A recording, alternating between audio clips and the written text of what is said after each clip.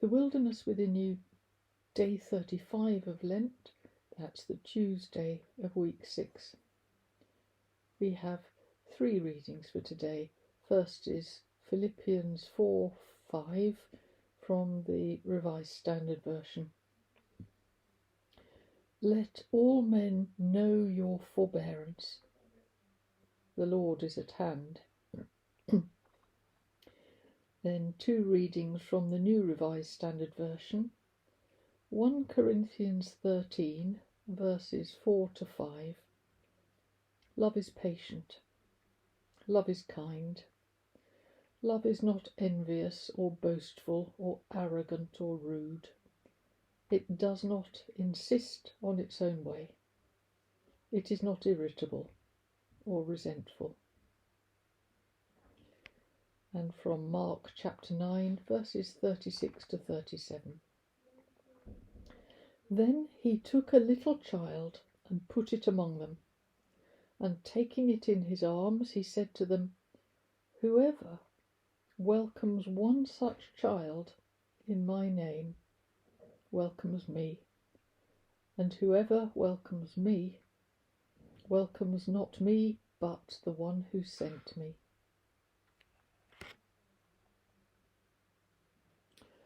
Now, the thing I had forgotten about the 4 o'clock is that it is the conveyance of choice for the school children. It's why I usually take the 5:23 instead. A sense of gloom descends on me as we approach the bus stop. The regular rabble is there.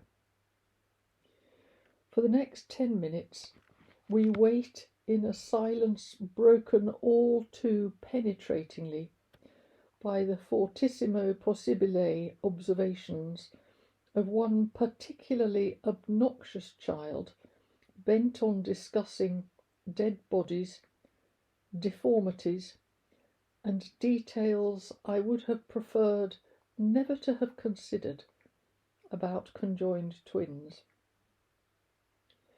When the bus finally arrives, without consulting Jesus, I swing into the very front seat just behind the driver's cab, knowing I can rely on the school children heading with equal determination for the long bench seat at the very back of the bus.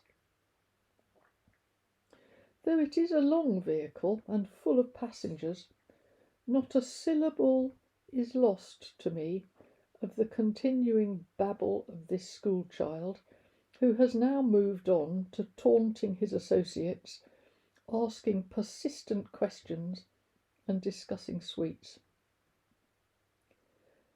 As usual, when travelling home on this service, I run and rerun scenarios in my head, fantasizing a variety of confrontations with this unattractive juvenile, requiring him to either turn down the volume or temper the content of his discourse.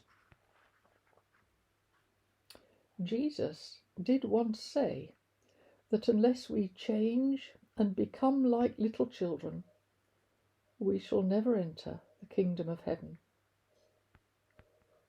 I wonder if he might feel ready to reconsider.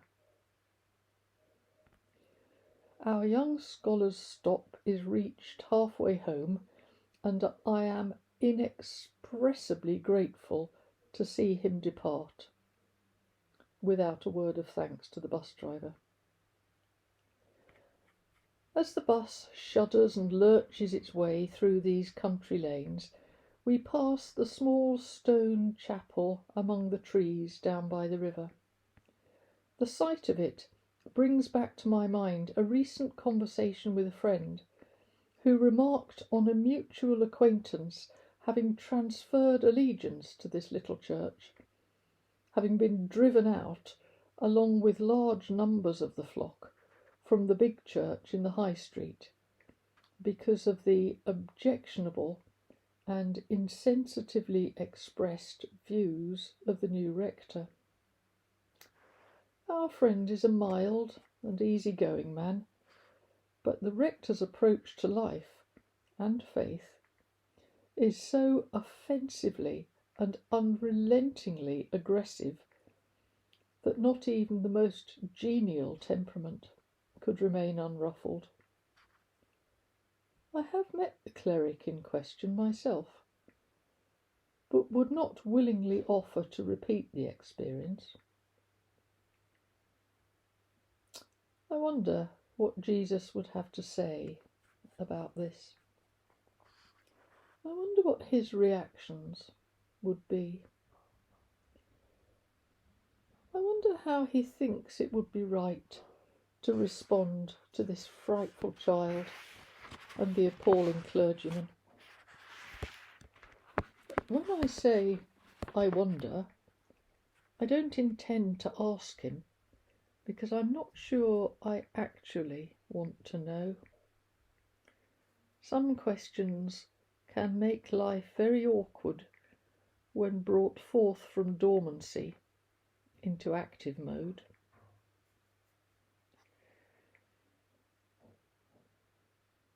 We roll through the traffic lights into Silver Hill. Jesus rings the bell. I think he likes doing this. They didn't have them in first-century Galilee. And the bus draws up alongside the chip shop near the corner of our road.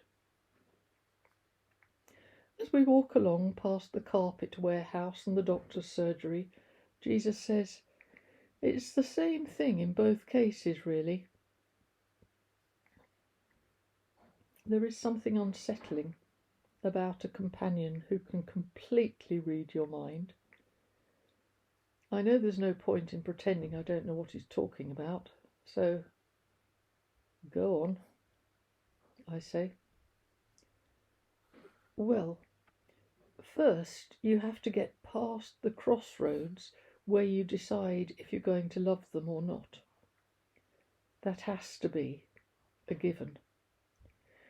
So long as the jury's out on whether to love someone at all or not, how can you possibly progress to figuring out how to love them? If case by case, person by person, you have to decide if this one is worth loving, you will never begin. So you have to begin by putting in place the assumption that they are all worth loving, not only by the Father, but by you, and not only as a hypothesis, but as a plan of action. After that, having moved on from can I to how can I, the trick is to lift up the cover and peek underneath. Your friend's pastor is uncompromising, obdurate, and rigid. And does that not smell of fear? What casts out fear but love? Love that believes in a person and hopes for them, takes joy in them, finds them delightful. What's needed is the unreasoning, unconditional devotion of a mother for her small child. It's the same with the schoolboy. Underneath the rather unsophisticated facade of noisy braggadocio and exhibitionism is something desperately unsure of itself. Someone so unconfident they believe a trumpet blast must be necessary to secure them attention, rescue them from the terror of anonymity and obscurity. Reassurance will heal what hostility can only exacerbate.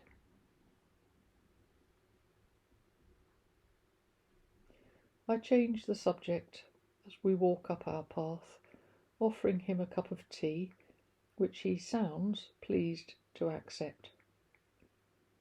Uneasily, I wonder if he is really pleased, or if I am on a long list of people he firmly decided to love. Either way, there is something very peaceful in the company of someone whose loving kindness is just a given, someone who accepts you without question, so you can just be yourself without all the contortions of winning their approval.